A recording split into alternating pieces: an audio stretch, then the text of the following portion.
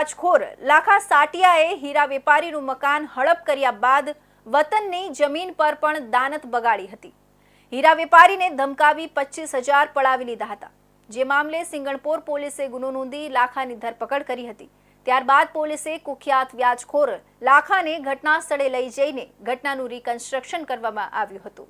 કતારગામમાં Gajera school પાછળ શાંતિનગર સોસાયટીમાં રહેતા જીતેન્દ્રભાઈ મનસુખભાઈ કથિરિયા એક હીરાના વેપારી છે। વર્ષ 2016માં નાણાંની જરૂરિયાત ઊભી થતાં ભરત ઉર્ફે લાખો બોગા સાટિયા પાસેથી 35 લાખ રૂપિયા ઉછીના લીધા હતા, જે પૈકી ટુકડે ટુકડે તેઓએ 16 લાખ આપી દીધા હતા। બાકીના નાણાં ચૂકવવાનું ચાલુ હતું ત્યારે લાખાએ બળજબરીપૂર્વક રામકથા રોડ પર સોનલ પાર્કમાં આવેલા મકાનનો વેચાણ કરાર લખાવી લઈ ગેરકાયદેસર કબજો કરી લીધો હતો। જે અંગે વર્ષ 2017માં લાખા વિરુદ્ધ મારપીટ અને ખંડણી અને વ્યાજખોરીની ફરિયાદ પણ કથિરિયાએ નોંધાવી હતી। જે મામલે તેઓ વચ્ચે તકરાર ચાલી રહી છે।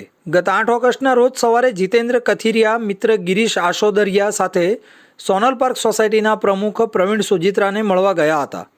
ત્યાં પણ તેઓ નહીં મળતા નજીકમાં નાસ્તાની લારી પર નાસ્તો કરવા ગયા હતા। આ સમયે લાખાએ તારો હિસાબ હજુ પેન્ડિંગ છે, તારું મકાન મેં લઈ લીધું છે, પણ તારે ગામની જમીન પણ જમા કરાવવી પડશે। હાલ જે રૂપિયા ખિસ્સામાં પડેલા હોય તે આપી દે તેવું કહેતા બંને વચ્ચે બોલાચાલી થઈ હતી। ઉશ્કેરાઈને લાખાએ કારમાં રહેલો લાકડાનો ફટકો કાઢી હાથ અને ટાંટિયા તોડી નાખતા વાર નહીં લાગે તેવી ધમકી આપી જબરદસ્તીથી 25,000 પણ પડાવી લીધા હતા। આખરે મામલો સિંગણપુર પોલીસમાં પહોંચ્યો હતો। પોલીસે કથિરિયાની ફરિયાદના આધારે ભરત ઉર્ફે લાખો બોગા સાટિયા સામે ગુનો નોંધાવ્યો છે।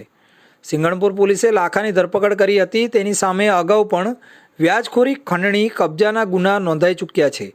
સિંગણપુર પોલીસે લાખાને સ્થાનિક વિસ્તારમાં લઈ જઈને ઘટનાનું રિકન્સ્ટ્રક્શન કરીને ખાખીનો પરચો બતાવવા સાથે વ્યાજખોરીનો નશો પણ ઉતારી દીધો હતો। સુરતના લીંબાત વિસ્તારમાં ફરી એકવાર હત્યાનો બનાવ બન્યો છે। લીંબાત